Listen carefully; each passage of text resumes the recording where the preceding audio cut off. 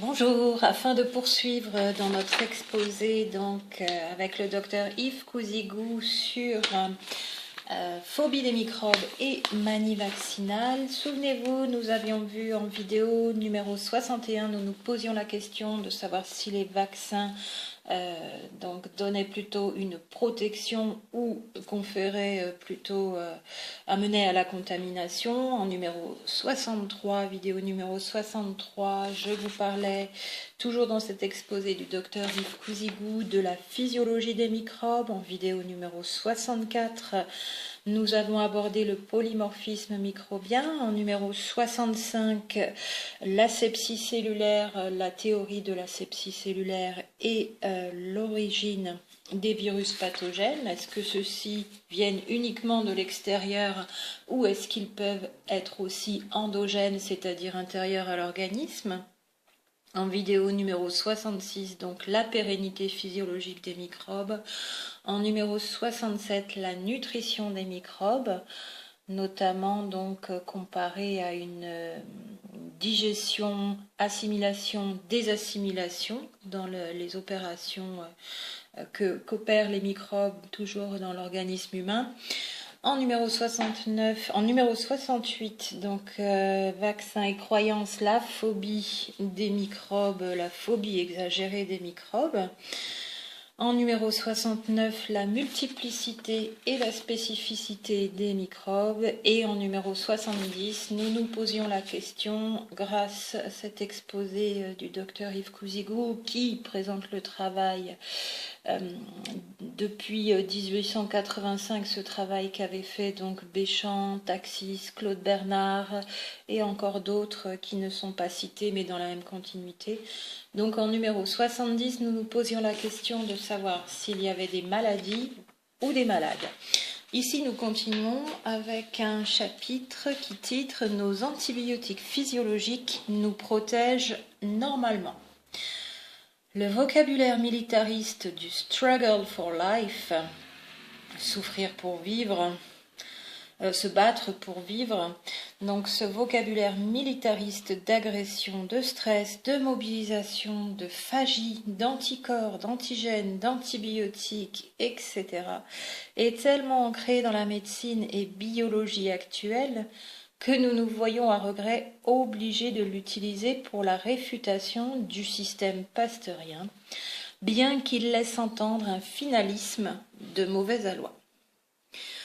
Le milieu intérieur de tout homme est prodigieusement structuré, organisé, et étant donné que sa spécificité, comme celle du microbe, est scientifiquement établie, il ne peut exister que des malades et non des maladies. Donc je vous laisse vous reporter à la vidéo précédente où la question a été présentée et étudiée. La vraie médecine est donc celle de la personne et de la famille, et son but est de maintenir ou de rétablir l'harmonie physiologique qui existe dans le tout d'un organisme en santé. La médecine du corps et de l'âme pourrait être appelée ontosiatrie, O-N-T-O-S-I-A, accent circonflexe, T-R-I-E. Donc, dans la question que nous oppose ici le docteur Yves Couzigou. Tandis que le médecin de l'ensemble physiologique pourrait s'appeler l'holopraticien, holosiatre, donc H-O-L-O-S-I-A, accent circonflexe, T-R-E. Non, aujourd'hui, on parle donc de médecine holistique, de thérapie holistique et de santé globale, pour reprendre encore d'autres termes qui peuvent être synonymes des mots que nous propose ici le docteur Couzigou. La médecine collectiviste ne devrait pas avoir la primauté qu'on lui donne de plus en plus, parce que des faits certains démontrent que l'égalité physiologique devant les infections n'existe pas, et que la standardisation des microbes est une utopie. Donc il appelle ça, lui, la médecine collectiviste. On pourrait penser donc à cette fameuse théorie affirmée mais non démontrée de l'immunité de groupe avec les vaccins, ça pourrait tout à fait rentrer dans cette terminologie de médecine collectiviste, voire certains l'appellent même médecine de troupeau.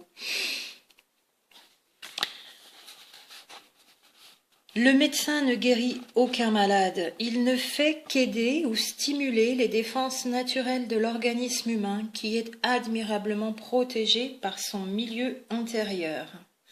En effet, il est suffisamment démontré que toute cellule est éminemment structurée et ses composants mycéliens, comme toute moisissure, sécrètent des produits physiologiques pouvant avoir un effet appelé de nos jours antibiotiques. Remarquons tout d'abord que Fleming, dans ses premières expériences, avait constaté le pouvoir dit bactéricide de son propre mucus nasal, celui des larmes, et qu'il montra que ce pouvoir lisant sur les bactéries était dû à une substance sécrétée naturellement par le corps et ayant les propriétés d'un enzyme, d'où le nom de lysozyme. Alors, se reporter pour cela à l'article « Comment Sir Alexander Fleming découvrit la pénicilline » publié par un de ses biographes, M. André Mauroy, de l'Académie française, dans la revue mensuelle « Les écrivains contemporains » d'août 1962 aux éditions LEP à Monaco. Pour la référence donc de la citation et les découvertes de Fleming.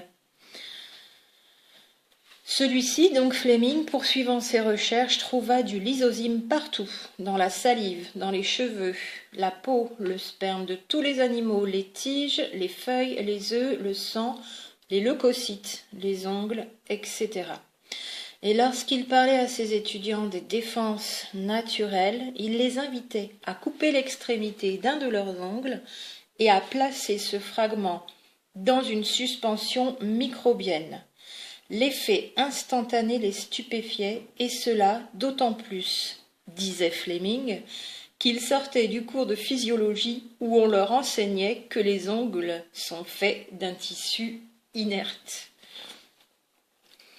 Plus tard, Fleming constata qu'un être mycélien, une moisissure identifiée comme étant le Penicillium notatum, produisait une substance faisant disparaître également des microbes pathogènes. C'est regrettable, à notre avis, que Fleming n'ait pas connu la nature mycélienne de toute cellule pour faire un bon rapprochement entre les faits constatés.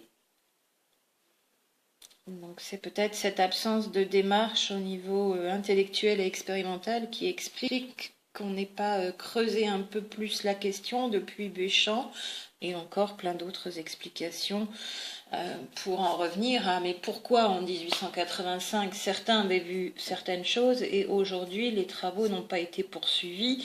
Est-ce que la conclusion facile et rapide est seulement c'est parce qu'ils s'étaient trompés, c'est parce que leurs expériences ne sont pas concluantes, que c'était une fausse piste, qu'ils avaient fait fausse route, ou tout simplement parce que en idéologie il y a des choses qui n'ont pas été rapprochées les unes des autres et on en est resté là sans pour autant que leur découverte soit erronée.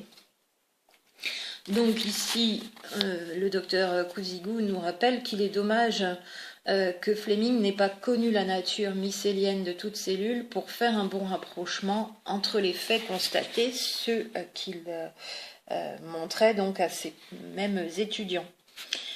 La pénicilline est inoffensive pour les leucocytes et dans notre livre « La vie au secours de la vie », livre du docteur Cousigou donc, nous faisons déjà remarquer en 1945 le contraste qui existe entre les figures 36 et 37 de la publication de Levaditi sur la pénicilline aux éditions Masson. Donc il faudrait avoir ce document-là sous la main. Si je le trouve en le recherchant, je reprendrai en complément pour cette vidéo. Je n'ai pas ce document issu de son livre de 1945.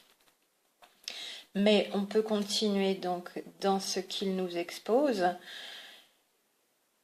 Il existe donc un contraste sur la pénicilline entre ces deux figures, donc l'une fourmille de staphylocoque, tandis que la seconde, qui démontre l'action de la pénicilline, ne contient que des leucocytes. À notre avis, donc pour le docteur Cousigou, la lyse des staphylocoques n'est qu'apparente seulement. Elle n'est pas réelle. Pour le comprendre, il faut savoir quelle est la physiologie vraie du leucocyte.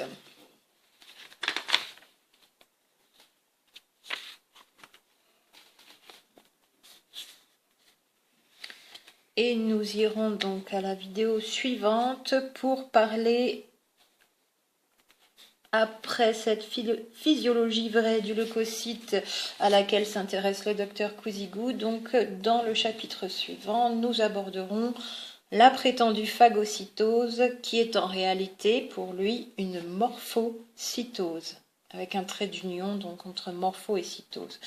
La prétendue phagocytose est en réalité une morphocytose. Prochain chapitre, à tout de suite.